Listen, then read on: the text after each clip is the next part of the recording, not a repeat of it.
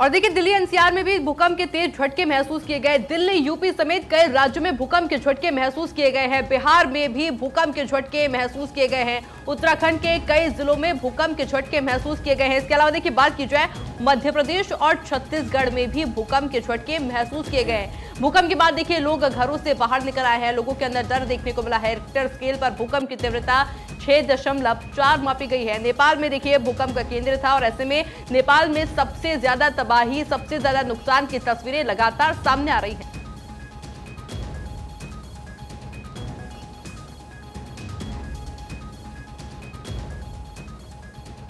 और देखिए भूकंप के बारे में अपडेट हमने आप तक पहुंचाई। उस भी ज्यादा जानकारी के साथ में हमारे सहयोगी एहतेशाम सिद्दीकी हमारे साथ में जुड़े हैं। एहतेशाम, क्या कुछ ज्यादा अपडेट आपके पास, कितना जानमाल का नुकसान कुल मिलाकर बताया जा रहा है? देखिए नेपाल में आए भूकंप को लेकर उत्तर प्रदेश सरकार भी काफी अलर्ट हो गई है। नेपाल में 60 से ज्यादा मौत के आंकड़े आ चुके हैं और ये मौत के आंकड़े बढ़ जाएंगे। वहीं उत्तर प्रदेश का राहत कंट्रोल रूम देर रात से ही अलर्ट हो गया है।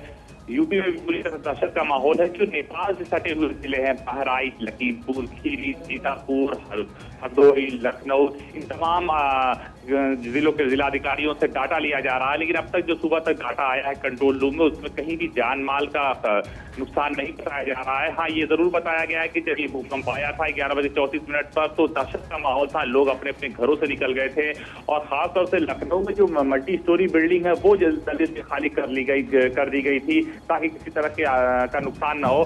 साथ ही एसडीआरएफ, एनडीआरएफ और जितनी भी बचाव राहत फोर्सेस हैं उत्तर प्रदेश में, सबकी छुट्टियों को निरस्त कर दिया गया है। सबको हाई अलर्ट कर रखा गया है। साथ ही जितनी भी बचाव राहत टीम है उनको पोजीशन लेने के लिए कह दिया गया है। साथ में ही जो हॉस्पिटल है उनको हाई अलर्ट पर रख दिया गया है। लगातार मॉनिटरिंग की जा रही है। उच्च अधिकारियों को कंट्रोल रूम संभालने के लिए कह दिया गया है और मुख्यमंत्री खुद नजर रख रहे हैं कि किसी भी जिले से कोई नुकसान की खबर आई कि नहीं। लेकिन कितना प्रभाव महसूस हुआ?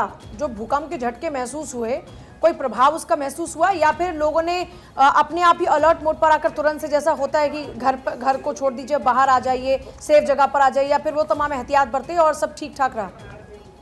देखिए भूकंप तकरीबन जो लखनऊ के आसपास जिले जो नेपाल के साइड के जिले हैं वहाँ पे तकरीबन 10 से 12 सेकंड झटके महसूस हुए और इस झटके के बाद ही लोग अपने घरों को छोड़ना शुरू कर दिया। लगातार एक दूसरे को फोन और सोशल मीडिया से बताने लगे कि भूकंप आ गया है।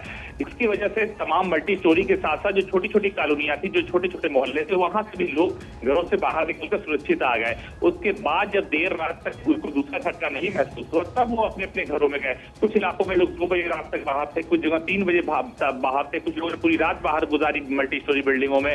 तो ये आलम था। लेकिन दहशत में पूरी रात लखनऊ के लोगों की कटी है। लोग बेहद परेशान थे, सड़कों पर घूम रहे थे। सबसे ज्यादा दिक्कत उनको उठानी पड़ी जिनके घर में बीमार और बुजुर्ग थे, उनको दिक्कत उठानी पड़ी। हॉस्पिटल वालों को दिक्कत उठानी पड़ी क्योंकि भूकंप का जो झटका था 10 सेकंड तक महसूस किया गया।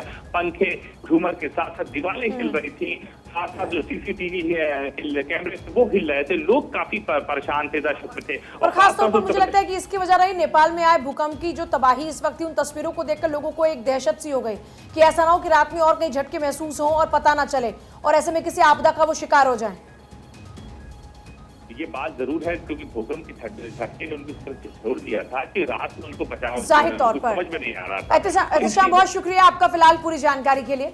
तो देखिए यूपी से दिल्ली तक धरती हिली तो लोग भी हिल गए, लोग भी डर गए और लोग लगातार, देखिए हमने देखा कि परेशान होते रहे।